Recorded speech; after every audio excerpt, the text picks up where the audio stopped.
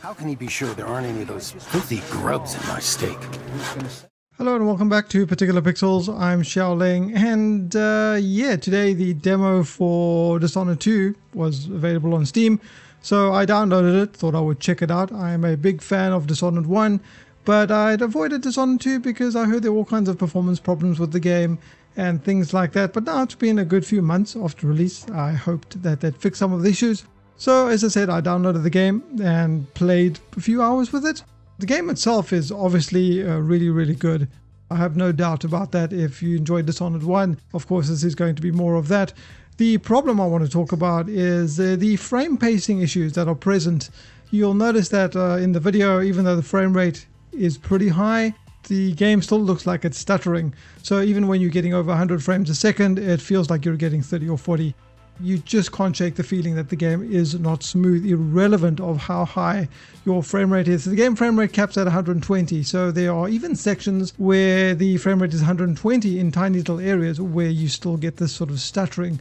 And from what I've read and from what I understand, this is because of frame pacing issues. Now, there are a number of things that people have tried, from what I've read at least on the forums and things like that, to fix this problem, because it hasn't been fixed with all of the patches that they've released for the game so far.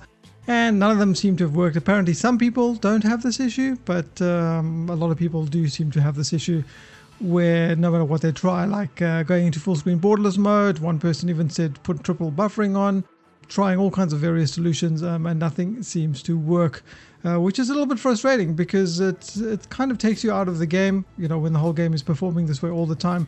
And it's not necessarily a frame rate issue, as in performance wise. As far as I can tell, at least, the frame rate is significantly better than what I was reading about when the game launched. There was one or two sections where I dropped below 60, just when I was approaching this area where I am now in the boat. But for the most part, it's been consistently above 70, which is fine. But again, when the frame rate is 70, you expect it to be a lot smoother than it actually feels. So yeah, this is a little bit disappointing. There don't seem to be any solutions for this at the moment. So I'm going to give this game a skip until they actually sort these issues out. A lot of people are suggesting that these issues are probably not going to be fixed since they haven't already been fixed by now. And I don't think the developers have actually said anything about these horrid frame pacing issues. It is something that I do hope they are going to fix, and I think when they do fix it, I'll for sure be picking up Dishonored 2. But I think, guys, if you are thinking of getting this game, just be warned. The frame pacing issues are quite severe.